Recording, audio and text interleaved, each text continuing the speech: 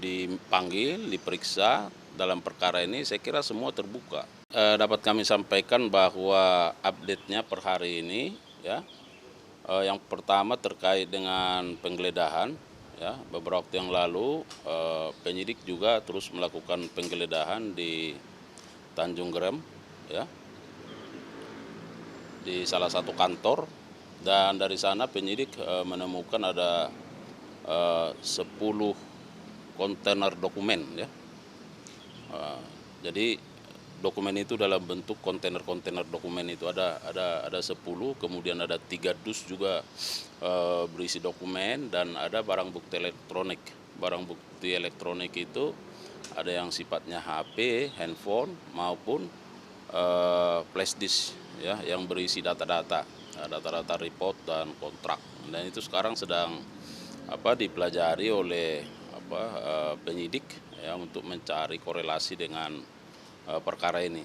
Nah kemudian per hari ini bahwa terkait dengan pemeriksaan, penyidik akan fokus dulu untuk melakukan pemeriksaan terhadap para tersangka ya, tersangka sebagai saksi ya. Jadi karena ada 9 tersangka, maka sesuai dengan perannya masing-masing dikaitkan dengan dokumen dan data yang sudah diperoleh, maka para tersangka ini akan diperiksa statusnya sebagai saksi untuk membuat terang ya, sejauh mana dia mengetahui, memahami, merasakan terkait dengan apa yang sudah terjadi di Pertamina Patraniaga ini terhadap perkara ini.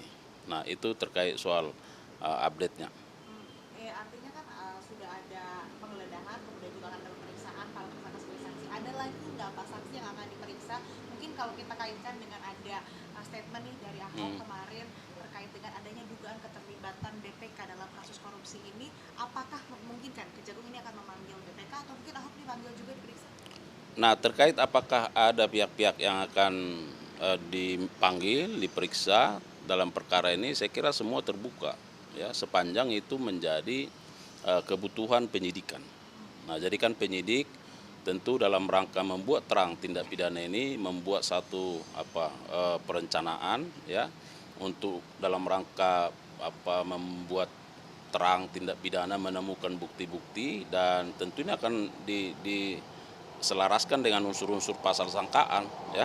Misalnya kalau unsur barang siapanya, tentu akan dicari bukti-bukti yang bisa menjelaskan unsur barang siapa, unsur melawan hukum, dan seterusnya.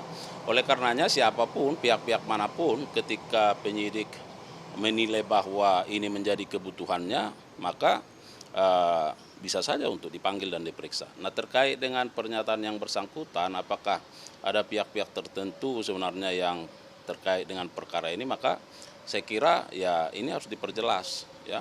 Nah kalau misalnya konteksnya nanti yang bersangkutan harus dipanggil, ya silakan saja sampaikan ya, karena kami sekarang, penyidik sekarang sedang fokus pada bagaimana perbuatan-perbuatan dari para tersangka ini disesuaikan dengan data-data dokumen, bukti-bukti yang diperoleh, betul-betul bisa menjelaskan itu. Nah kalau misalnya nanti yang bersangkutan harus dimintai pertanggungjawaban, tentu kita lihat apakah itu menjadi kebutuhan dari penyidikan. Tapi sejauh ini dari penyidik sudah mengetahui soal ini dan mungkin ada rencana untuk memanggil begitu karena untuk mengklarifikasi juga terkait dengan pernyataan.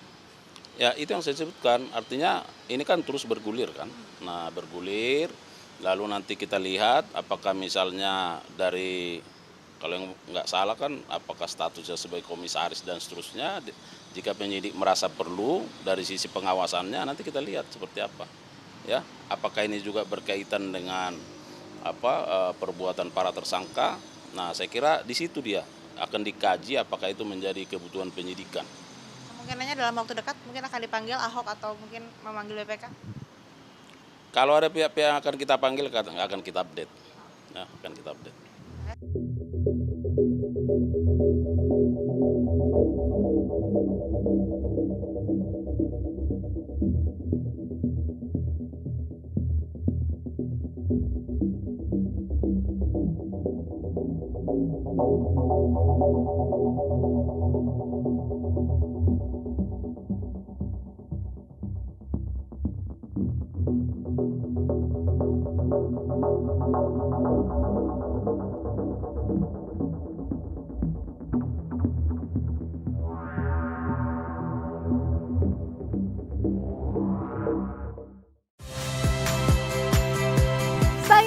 Rizka Clarissa. Saksikan program-program Kompas TV melalui siaran digital, pay TV, dan media streaming lainnya. Kompas TV, independen, terpercaya.